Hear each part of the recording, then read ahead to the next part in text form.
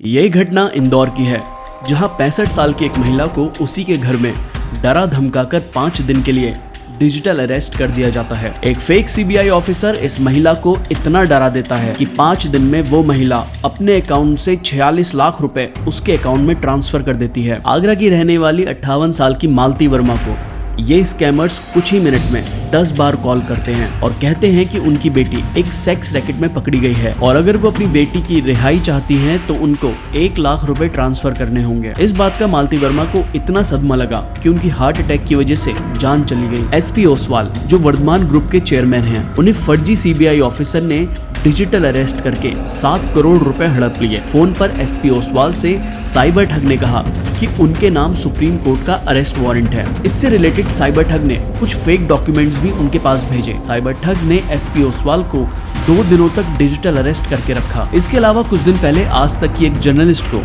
लगातार 2 घंटे तक उन्हीं के घर में कॉल पे डिजिटल अरेस्ट करके रखा गया। साइबर ठग्स ने उन पर इलीगल ड्रग्स की तस्करी का आरोप लगाया। इतना ही नहीं, इन साइबर ठग्स को उनके बारे में ये भी पता था कि वो किस ऑफिस में काम करती हैं, किस वक्त वो घर से निकलती हैं और कौन सी गाड़ी चलाती हैं और दिन भर में वो कितने रुपए खर्च करती हैं। इस हादसे का उन पर इतना गहरा असर हुआ कि कॉल खत्म होते ही उन्होंने अपनी जिंदगी खत्म करने का फैसला कर लिया था। इंडिया में एक तरह का ड्रग्स है, इलीगल ड्रग्स है इंडिया में, और जो इसकी मात्रा है उस हिसाब से आपको पास अगर ये निकलता है तो आपको 15 साल की जेल होती है। उनके हिसाब से मैं ड्रग्स का रैकेट चला रही हूँ और वो मुझसे लगातार कह रहे थे बिना मेरी बात सुने हुए कि आप ड्रग्स बेचती हैं, आप ड्रग्स लेती हैं। ये पूरा कॉल 2 घंटे चला है कि मैं सोच रही थी कि अब ऐसा है खुद को ही ख़त्म कर लेते हैं, क्योंकि ड्रग्स केसेस में तो कोई बाहर आता नहीं है।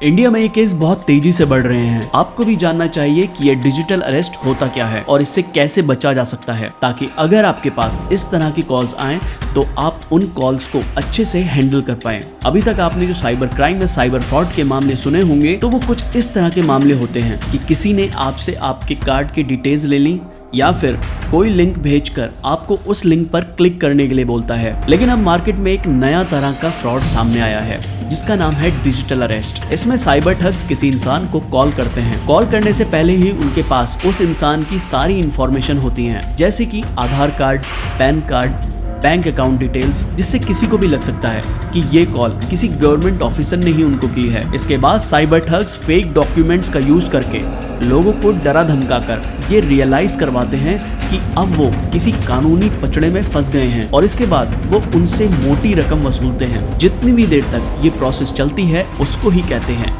Digital arrest. आइए अब जानते हैं कि किसी भी इंसान के साथ ये डिजिटल अरेस्ट होता कैसे है। तो सबसे पहले कोई एक इंसान नकली पुलिस या सीबीआई ऑफिसर बनकर किसी व्यक्ति को कॉल करता है। मोस्टली ये कॉल व्हाट्सएप पर ही आती हैं और इसका नंबर इंडिया के बाहर का होता है। इन नंबर्स का कंट्री कोड देखकर आप पता कर सकते हैं कि ये कॉल्स किसी दूसरी कंट्री का है। इस कॉल में सबसे पहले उस इंसान पे यही प्रेशर बनाया जाता है कि आप कॉल नहीं काट सकते।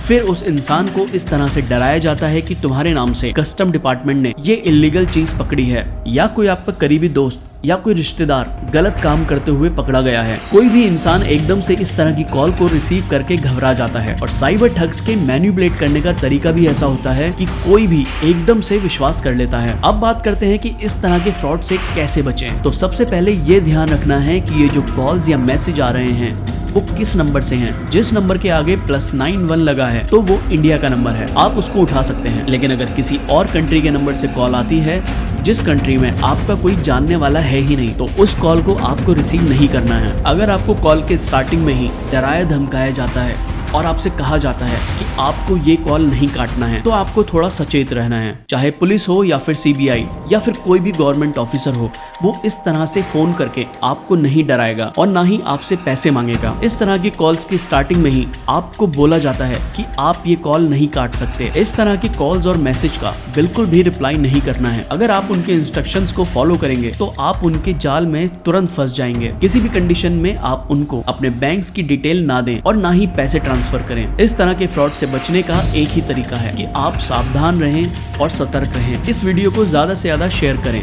ताकि जिन लोगों को डिजिटल अरेस्ट के बारे में नहीं पता है उन लोगों तक ये बात पहुंचे। अगर वीडियो पसंद आई हो तो लाइक करें और इसी तरह की वीडियोस आगे देखने के लिए चैनल को सब्सक्राइब करें।